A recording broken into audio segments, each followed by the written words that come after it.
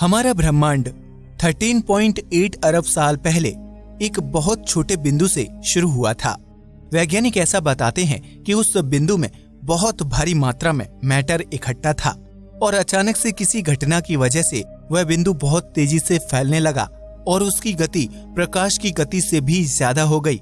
यानी वह प्रकाश की गति से भी तेजी से फैलने लगा और उसी से हमारा ब्रह्मांड इतना बड़ा होता चला गया। उस बिंदु के अंदर बहुत भारी मात्रा में मैटर मौजूद था और यही मैटर आज हमें हमारे ब्रह्मांड में दिखाई देता है। इस ब्रह्मांड की शुरुआत की थ्योरी को कहा जाता है द बिग बैंग थ्योरी और यही एकमात्र ऐसी थ्योरी है जिस पर वैज्ञानिक सबसे ज्यादा विश्वास करते हैं। इसके अभी पुख्ता प्रमाण हमारे पास में हैं जो यह बताते हैं कि ब्रह्मांड कुछ इसी तरह से शुरू हुआ होगा।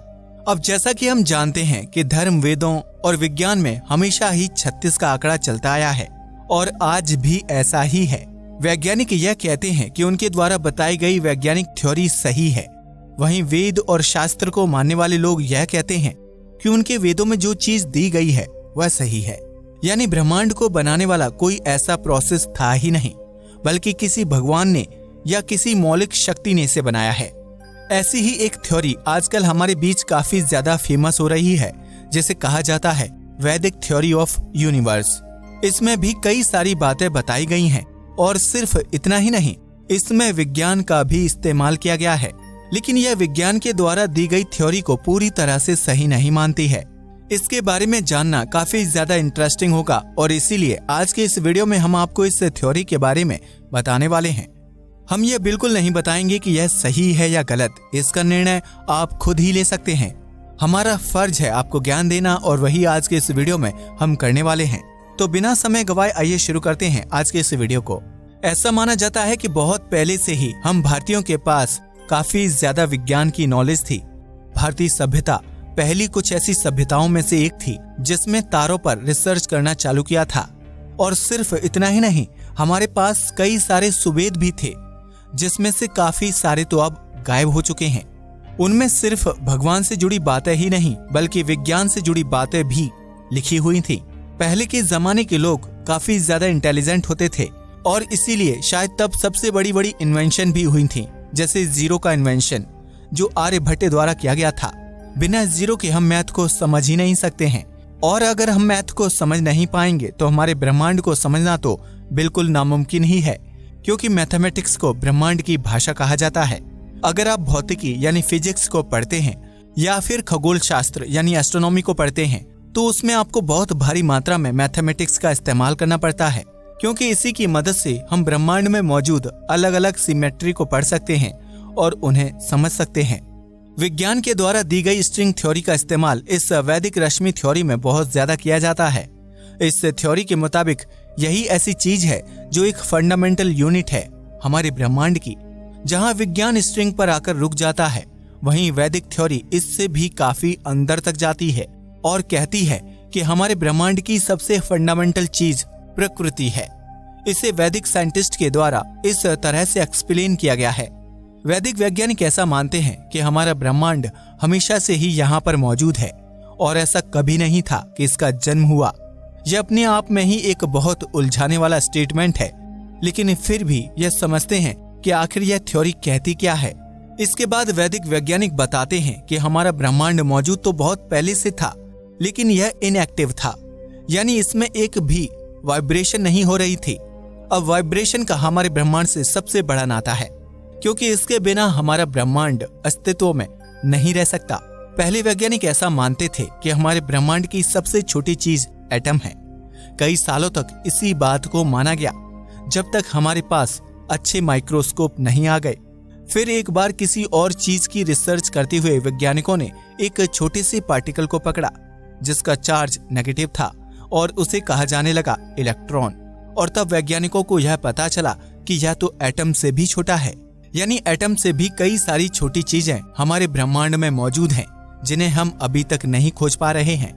वैज्ञानिकों की इस सोच ने रिसर्च को और ज्यादा बढ़ावा दिया और वैज्ञानिक और भी ज्यादा पार्टिकल को ढूंढने की ओर आगे बढ़ने लगे और इसीलिए लार्ज हैड्रॉन कोलाइडर का निर्माण किया गया जो स्विट्जरलैंड में मौजूद है और एक ऐसी जगह है जहां पर छोटे छोटे पार्टिकल्स को अलग अलग पार्टिकल्स के साथ प्रकाश की गति के आसपास गति से टकराया जाता है, जिसमें होता ये है कि किसी नए मैटर का निर्माण होता है या फिर कई बार तो हमें नए नए पार्टिकल ही मिलते रहते हैं। और यह एक्सपेरिमेंट काम आया। आज भी जितने भी नए पार्टिकल की खोज होती है उनमें से 99% पार्टिकल इसी लार्ज हैड्रॉन कोलाइडर की मदद से ढूंढे जाते हैं। आपको यह भी बता दें कि यह वैज्ञानिकों द्वारा बनाई गई आज तक की सबसे बड़ी मशीन है, जो आज भी बहुत अच्छे से काम कर रही है। इसके बाद वैज्ञानिकों को कई सारे पार्टिकल मिलते रहे, जैसे प्रोटॉन और न्यूट्रॉन। एक समय पर वैज्ञानिक यह मानने लगे थे कि यही हमारे ब्रह्मांड की आखिरी यूनिट है। इनसे छोटे पार्टिकल हमारे समाज में मौजूद नहीं हो सकते और यही एक फंडामेंटल यूनिट को बनाते हैं। बाद में फिर से वैज्ञानिक गलत साबित हुए और उन्हें पता चला कि इससे भी छोटे पार्टिकल ब्रह्मांड में मौजूद हैं, जो प्रोटॉन और न्यूट्रॉन को मिलकर बनाते हैं। इन पार्टिकल का नाम है क्वार्क्स और ये करीब 6 तरह के होते हैं: up, down, charm, strange, top and bottom. इनमें से अप और डाउन पार्टिकल को छोड़कर बाकी सब काफी ज्यादा अनस्टेबल होते हैं और इसीलिए ये आपस में मिलजुल कर नए नए पार्टिकल को बनाते रहते हैं। एक प्रोटॉन जो एटम के अंदर मौजूद होता है और न्यूक्लियस में रहता है, उसके अंदर 2 अप क्वार्क्स और 1 डाउन क्वार्क होता है। वहीं न्यूट्रॉन जो प्रोटॉन के साथ न्यूक्लियस में रहता है, उसके अंदर 2 डाउन क्वार्क्स और 1 अप क्वार्क होता है। अब यहाँ पर भी वैज्ञानिक यह मान चुके थे कि इससे छोटा पार्टिकल मौजूद नहीं हो सकता और अभी तक के लिए हमें इनसे कोई छोटा पार्टिकल मिला भी नहीं है। लेकिन फिर वैज्ञानिक किसी एक सॉलिड पार्टिकल की जगह एक स्ट्रिंग या वाइब्रेशन को ढूंढने लगे, क्योंकि वैज्ञानिकों का मानना था कि यही हमारे ब्रह्मांड की एकमात्र फंडामेंटल यूनिट हो सकती है। इसी के दम पर क्वांटम फिजिक्स में स्ट्रिंग थ्योरी नाम का एक कॉन्सेप्ट है, जिसमें यह बताया जाता है कि हमारे ब्रह्मांड की सबसे छोटी चीज कोई फिजिकल पार्टिकल नहीं है, बल्कि ऐसी ही वाइब्रेटिंग स्ट्रिंग्स है जो अलग अलग फील्ड में मौजूद है।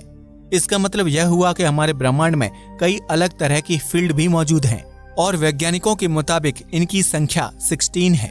इन 16 फील्ड में से 4 फोर्स की हैं, बाकी बची हुई 12 फील्ड मैटर के पार्टिकल्स की हैं। अब जब इन्हीं फील्ड को एनर्जी मिलती है तो इनमें वाइब्रेशन उत्पन्न होता है और इसी वाइब्रेशन से अलग अलग पार्टिकल का निर्माण होता है, जो बनते और नष्ट होते रहते हैं। मान लीजिए आपने एक फील्ड को एनर्जी दी तो वहां पर एक पार्टिकल का जन्म होगा, लेकिन एक समय ऐसा भी आएगा जब वहां से वह एनर्जी पूरी तरह से खत्म हो जाएगी और तब उस पार्टिकल का अंत हो जाएगा। खैर, यह तो हुई विज्ञान की बात। आइए अब रश्मि थ्योरी में वापस से चलते हैं। वैदिक रश्मि थ्योरी भी इन्हीं स्ट्रिंग्स पर विश्वास करती है और कहती है कि हमारे ब्रह्मांड में ऐसी ही बेसिक स्ट्रिंग्स मौजूद हैं, जो सबसे छोटी यूनिट तो नहीं है, लेकिन सबसे छोटी मैटर की फंडामेंटल यूनिट्स हैं। यह जब अलग अलग तरीके से वाइब्रेट करती हैं तो अलग अलग चीजों का और अलग अलग पार्टिकल का निर्माण होता है। इसे आप आसान भाषा में ऐसे समझ सकते हैं, जब आप एक गिटार को बजाते हैं तो आप जितनी एनर्जी उस गिटार में देंगे और जिस तरह से उस गिटार में एनर्जी को अपनी उंगलियों द्वारा लगाएंगे, वो वैसी ही धुन प्रोड्यूस करेगा। गिटार में भी स्ट्रिंग लगी होती है और जिस तरह से आप उसकी स्ट्रिंग को वाइब्रेट करवाएंगे, धुन कुछ वैसी ही आएगी। और ऐसा ही हमारे ब्रह्मांड में भी होता है।